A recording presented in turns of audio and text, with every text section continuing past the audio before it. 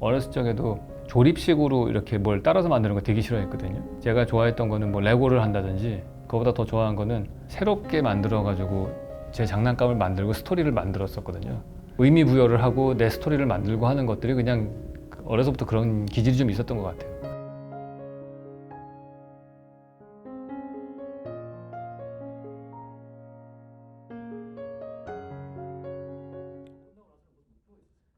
사실 저는 항상 꿈은 좋은 건축가가 되는 거였죠. 말씀드렸다시피 젊은 건축가가 먹고 살 수가 없어요. 대부분 제가 아는 젊은 건축가들은 설계사무소를 열고서 다른 학교에 시간 강사를 뛰어요. 시간 강사를 하고 거기서 번 돈으로 직원 한 명의 월급을 주고, 그리고 맞벌이 부부를 하면서 생활을 하고, 아니면 아예 결혼을 안 하든지 그런 방법이 있거든요. 그렇게 해야 되는데 제 입장에서 이미 저는 유학 생활할 때 이제 결혼까지 했고 애도 있고 하니까 조금 더 안정적이면서도 사무실을 열 수 있는 방법이 뭘까를 생각을 했었던 거죠. 그래서 뭐 여러 가지로 저는 학교에 있음으로 인해서 제 스스로가, 제가 책을 쓴 것도 사실은 학교에 있었기 때문에 가능한 것 같아요. 제가 계속 말을 하니까 학생들을 가르치고 하면서 생각이 정리가 되고, 그냥 제가 평소에 학생들에게 얘기하던 거를 그냥 글로 옮기면 그게 책이 되는 거고, 그렇게 해서 쉽게 책을 쓸 수 있었던 것 같아요.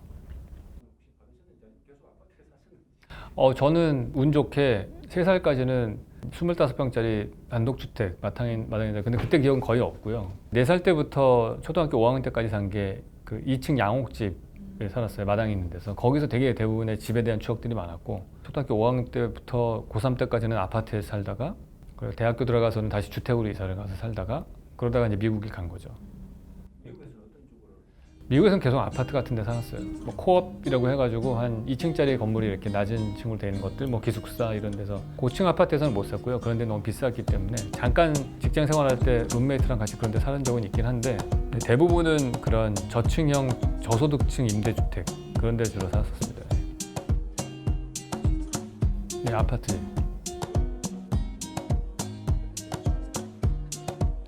그거는 그럴 수 있을 것 같아요. 저희 애들 보면서 미안합니다. 근데 우리 애들한테 주택에서 살게 해주려면은 시골에 가서 살아야 되는데, 저는 또 도시에 꼭 살아야 되는 사람이어서 시골에 가서 못 살겠더라고요. 그래서 그런 부분에 있어서는 좀 많이 미안하죠. 어차피 저는 서울에는 살고 싶은데, 도시에는 살고 싶은데, 도시에서 회장님이 아닌 이상 마당 있는 집에 못 살 것 같아요. 그래서 넓은 나무를 심을 수 있는 테라스가 있는, 발코니가 있는 아파트가 중산층의 어떤 그런 거가 기준이 될 수 있는 쪽으로 많이 바뀌었으면 좋겠다고 생각을 하는 거예요. 어떻게 보면은 제가 제일 중요하게 생각하는 게 적절한 거리를 두는 인간관계를 중요하게 생각해서, 저는 혼자 있는 거가 꼭 필요한 사람이에요. 그렇기 때문에 자연에 가더라도 자연을 좀 혼자 만나고 싶어요. 그냥 막 부쩍대고 사람들 많은 데서 자연을 만나기보다는. 근데 그럴 수 있는 공간이 없잖아요, 저희는. 아파트가 정원을 잘 꾸며놨는데 1층에 엄청 잘 꾸며놔도 저는 그 공간이 그렇게 안 가게 되는 이유는, 주변 이웃들이 저를 계속 쳐다보고 감시하는 공간이잖아요. 익명성이 없어요. 오히려 아파트의 정원들은 소셜 믹스가 일어나는 곳으로 길 가는 사람들이 와서 쓸 수 있게 해주고, 그다음에 오히려 발코니를 만들어서 거기서 편하게 쉬게 해주고, 거기 있는 사람들이 다른 동네에 가서도 다른 동네 아파트의 정원을 익명성의 상태에서 들어가서 즐길 수 있게 해줄 때, 그게 진정한 소셜 믹스고 자연과 만나는 다양한 방법이 있는 그런 도시 공간 구조가 되는 거죠. 건축을 한 이유는 사실은 몰랐어요, 이런 건지. 저는 전혀 그냥, 저희 아버지는 제가 법관이 되길 원하셨는데, 저는 외우는 거 싫어해서 고시 공부는 안 하겠다. 그래서 이과를 갔는데 수학을 또 싫어해요, 저는. 그러니까 수학 싫어하고 외우는 거 싫어하니까 이제 의대 당연히 못 가고, 남는 거는 건축가밖에 없습니다. 제가 좋아하는 게 지구과학, 물리, 제일 좋아하는 게 미술이었거든요. 지리 제일 좋아했고, 그래서 적당히 겹치는 분야가 건축 설계였어요. 그래서 제 주변에 아무도 건축하는 분이 없었거든요. 다행히 하지 말란 얘기는 아무 데서도 안 해주셔가지고 하다 보니까 적성이 되게 맞았던 것 같아요. 건축이라고 하는 게 내가 선택한 어쨌든 잘하고 싶은 분야잖아요. 제가 이제 사실 뭐 중고등학교 때 공부를 엄청 못한 건 아니지만은, 그렇다고 뭐 엄청 잘하는 뭐 S대에 갈 정도의 또 그것도 아니었잖아요. 그러니까 근데 제일 제가 자존감이 높아지는 시간에 미술 시간이었거든요. 근데 건축과에 갔더니 건축 설계를 하면은 거의 미술 같은 것들을 많이 하니까 그거 할 때 자존감이 되게 높아지더라고요. 그래서 꿈이 점점 커지더라고요. 이러면은 내가 세계적인 월드 클래스를 한번 노려볼 만 하겠다.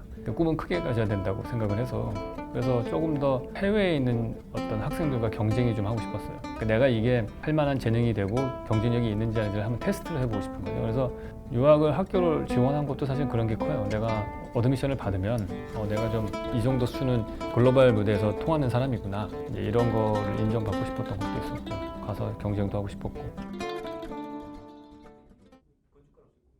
제가 이런 거를 말로만 떠드는 사람이 아니고 이런 말하는 것들을 건축 공간으로 구현하는 사람이고 싶죠. 말로만 떠들면 그건 페이퍼 아키텍트고 그냥 또 다른 논객일 뿐인 거잖아요. 그런 사람은 저는 되고 싶지 않고요. 최종적으로는 사실은 제가 뭐 책을 쓰던 뭘 하던 간에 해야 되는 거는, 저는 저의 작품이 그게 그대로 녹아져서 저거는 진짜 괜찮네 라는 작품을 만들어야죠. 근데 그게 단순하게 아름다운 작품이 아니고, 야, 저 건물은 들어가면은 정말 사람들끼리의 관계가 좋아지고 주변하고의 관계도 좋아지고 자연하고의 관계도 좋아지고 사회를 더 좋게 만드는 그런 공간 구조구나, 그런 걸 만들고 싶은 거죠. 그리고 많은 사람들이 그걸 따라하면 더 좋죠. 재생산되고 더 업그레이드 되고 더 많은 공간들이 이렇게 펼쳐진다면은, 그러면은 그게 더 화합하는 사회가 되는 거죠.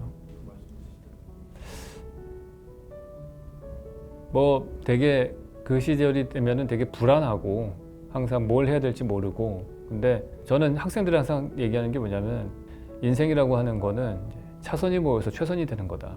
너가 인생을 계획한 대로 된 적이 한 번도 없을 것이다. 제가 보면 그렇거든요. 제가 12시 방향으로 가고 싶으면 항상 길이 2시 방향에 열리든지 아니면 9시 방향에 열리든지 계속 그래요. 근데 그런 것들이 돌아오다 보면은 결국에는 크게 봤을 때는 나만의 길이 만들어지면서 다른 사람들하고 비교되지 않을 수 있는 어떤 캐릭터를 가진 건축가가 됐기 때문에 좌절이 되게 많았거든요. 20대, 30대를 거치면서는 내가 원하던 공모전에도 안 되고, 뭐 되게 폼나게 공모전에서 막 당선이 돼가지고 지어지면서 막 짜잔 하고서 스타 아키텍트로 뭐 전 세계에 등장하고 막 이러고 싶었는데 그런 것도 안 되고. 근데 여러 가지 좌절이 많을 거예요. 아마 건축학도들은 자기의 재능에 대한 의구심도 들고. 근데 그럴 때 길이 열리는 대로 갔으면 좋겠어요. 유연하게 생각을 했으면 좋겠고. 제가 말씀드리는 저의 에피소드는, 저는 지금 글도 쓰고 방송도 하고 건축을 하잖아요. 학교에서도 아이들 가르치기도 하고. 근데 글을 쓰게 된 배경은 사실은 보면은 할 일이 없어서 글을 쓴 거거든요. 그러니까 공모전을 계속 내는데 계속 떨어지고, 뭐 대출도 다 내서 이제 월급 더 이상 줄 수도 없게 된 상황이 됐는데, 원고 쓰게 해주면은 원고를 준다고 해서 쓰기 시작한 거예요. 사실 그때 제가 만약에 나는 공모전으로 승부를 봐야지, 건축으로 이런 거 하면 안 돼 이랬으면은 아마 계속 지금까지도 세상을 원망하면서 살았겠죠. 근데 그냥 길이 열렸을 때 그거를 돈 때문에 한 거예요, 사실은. 근데 결코 돈을 벌기 위해서 하는 일을 부끄러워할 필요는 없다. 그게 편의점 알바가 됐던 뭐가 됐던, 저는 그거 되게 중요하다고 생각을 하거든요. 그래서 내가 지금 생각하는 방향의 꿈과 조금 다를지라도 저는 그 일을 해야 된다고 생각을 해요. 그러다 보면은 전 덕분에 컬럼도 쓰게 되고 그게 모여서 책도 나오고 이렇게 될 거잖아요. 그러니까 인생을 본인이 계획할 수 있을 거라는 착각을 버려야 될 것 같아요. 우리의 이런 시각에서는 미래를 알 수가 없기 때문에 길이 열리는 대로 가고 주어진 상태에서 최선을 다하는 게 중요한 것 같아요. 책을 저는 쓰는 이유가 약간 스트레스 해소되는 게 있는 것 같아요. 건축 설계를 하면은 끊임없이 다른 사람하고 타협해야 되는 거거든요. 그게 뭐 예산의 부족이든 아니면 건축주의 테이스트든 뭐 어떤 법규든 심의위원회 지적이든 끊임없이 줄다리기를 해야 되기 때문에 엄청난 스트레스예요. 감정 노동이에요. 이걸 하고 싶은데 그걸 못하는 경우가 대부분이거든요.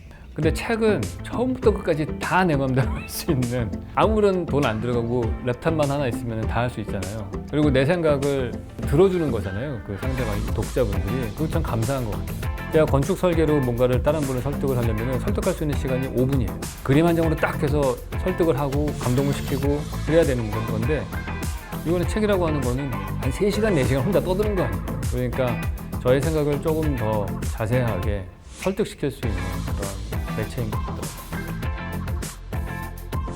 제가 그렇게 된 1호 케이스예요. 원래 미국은 건축 설계 교수님들이 그런 걸 하거든요. 설계를 하시는데 국내는 그게 안 돼 있었거든요.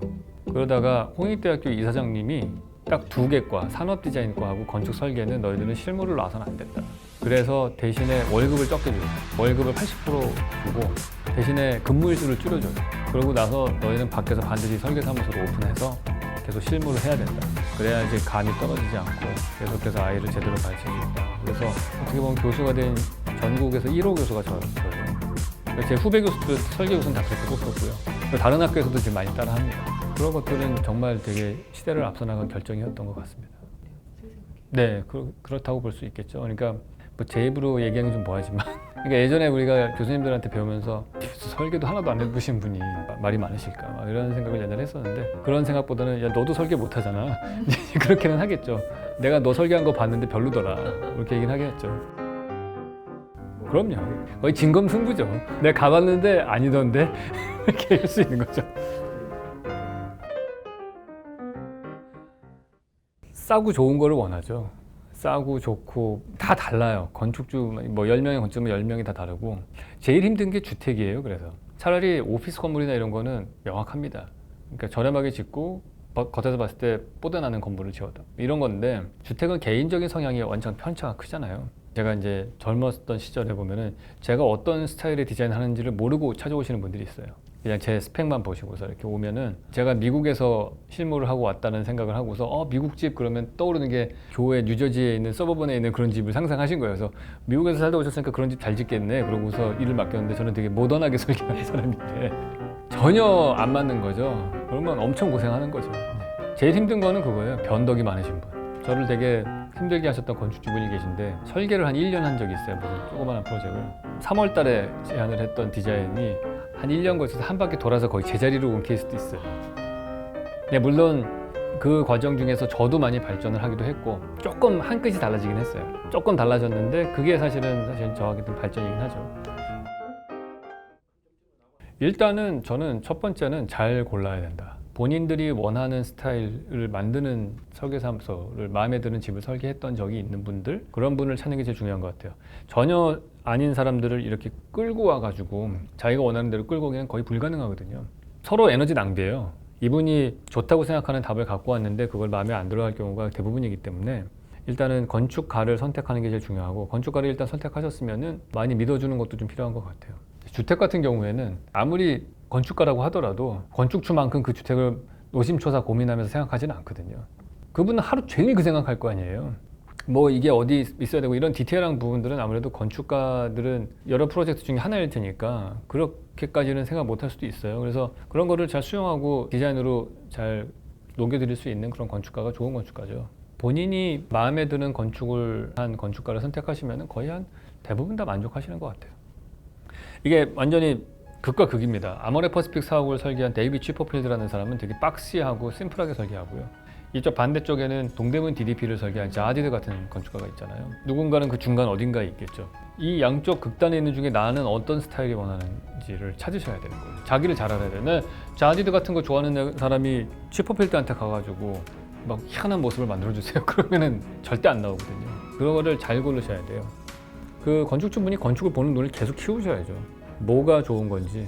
요즘에 보면은 되게 좋은 건축 프로그램들 많거든요.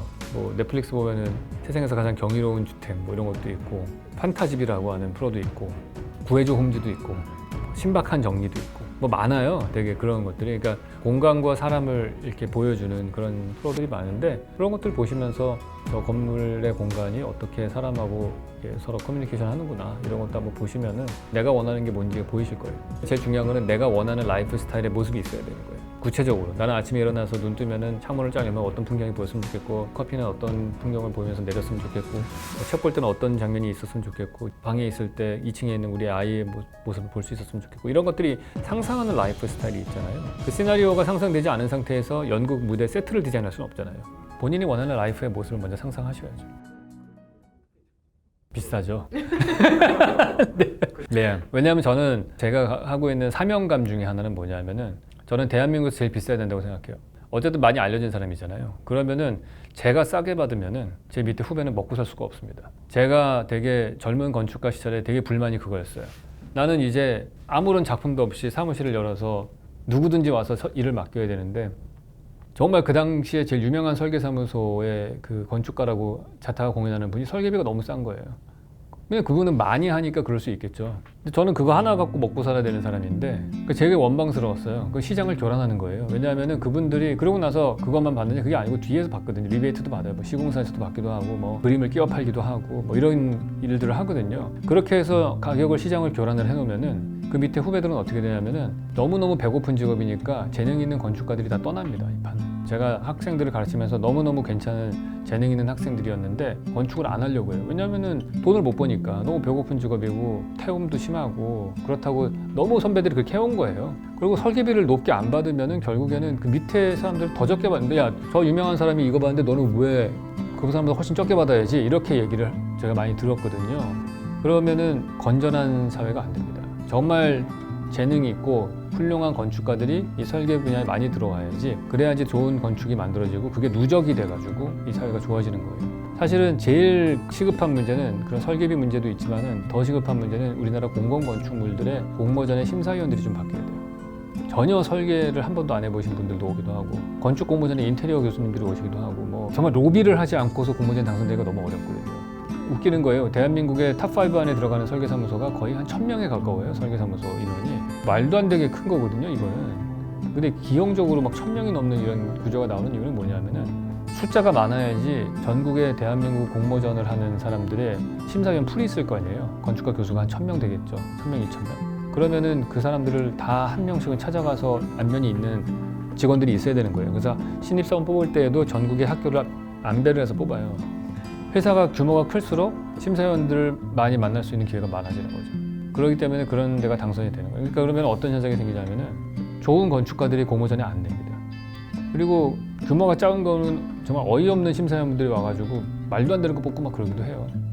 저는 한 20번 떨어졌어요. 국내에 와서 낸 공모전에서. 낼 때마다 떨어져요. 그냥 1등 당선된 것들을 보고서 아, 정말 훌륭한 디자인이다. 그럼 내가 수긍을 하겠는데 단 한 번도 그런 적이 없었던 것 같아요. 저게 어떻게 좋아 보이지? 막 그런 생각이 드는 것들을 뽑는 거예요. 그러면은 정말 열심히 하는 그런 사람들이 안 냅니다. 그 나라의 공공 건축물들의 수준은 공모전 심사위원이 결정한다고 보시면 돼요. 잘하는 건축가들은 사실은 다 회장님 집 지을 생각밖에 안 해요.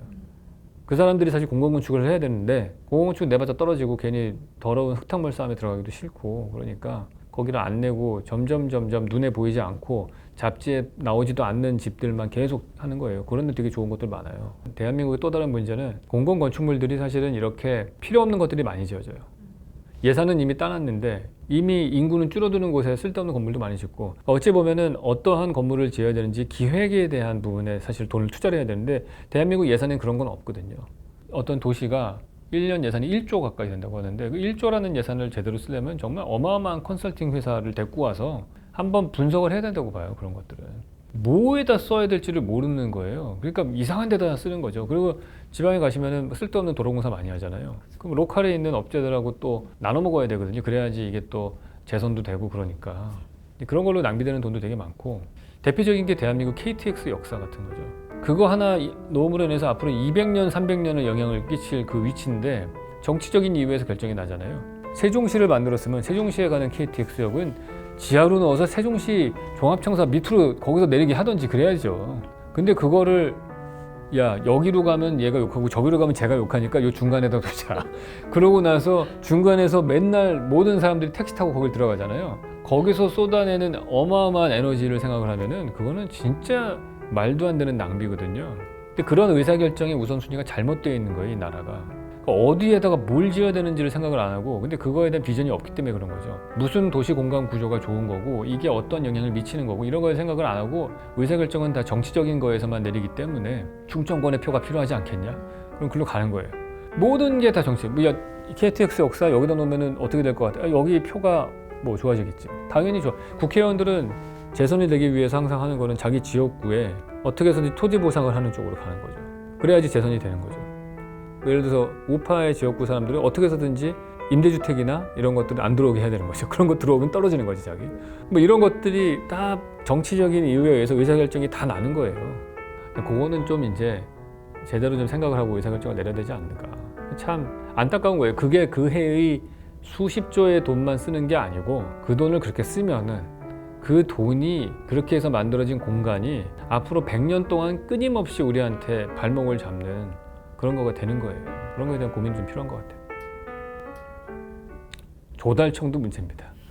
조달청도 하도급에 아니 뭐 문제가 그냥 끝도 없어요. 제가 볼 때는 입찰할 때 두 가지가 있잖아요. 최저가 입찰이 있고 아니면 최저가 입찰이라고 해야 이렇게 딱 그 맞추는, 거의 로또인 거예요.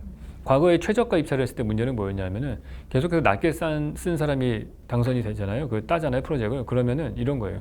벽돌공 중에서 기술이 좋은 사람들은 단가가 높고 기술이 낮은 사람은 단가가 낮아요. 그럼 최저가 입찰을 하니까 벽돌공을 쓸 때 기술이 좋은 사람을 못 써요. 기술이 안 좋은 사람만 쓰는 거예요. 그러니까 이 사람들이 시장에서 퇴출돼요. 대한민국의 고급 건설 인력들이 점점 다 퇴출됐어요. 그걸 함으로 인해서. 그래서 건물을 짓는 퀄리티가 점점 떨어져요. 벽돌을 제일 잘 쌓은 건물은 70년대에 지어진 건물이에요.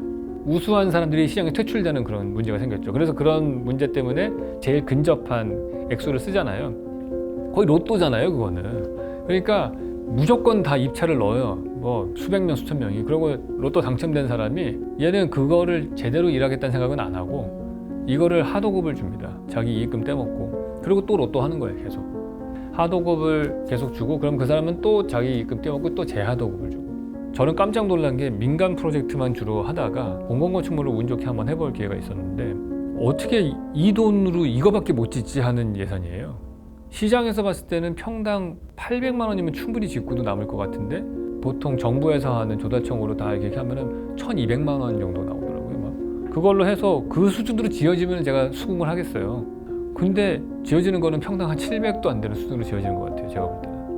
그 중간에서 계속해서 그렇게 재하도급으로 내려가기 때문에. 그래서 그런 시스템을 바꾸지 않고서는 정말 좋은 건축을 하는 사람들이 퇴출당하는 거예요. 안타까운 거죠. 그것도 역시 시공사 중에서 아주 고가의 명품 건축만을 하겠다는 타겟으로 한 몇몇만 살아남고 중간에 제대로 된 많은 건물을 잘 지어야 되는 그런 회사들은 다 도태되고 없어지는 거죠. 그런 시스템을 바꿔야 돼요. 그거 안 바꾸고서는 대한민국 건축이 좋아질 수가 없습니다.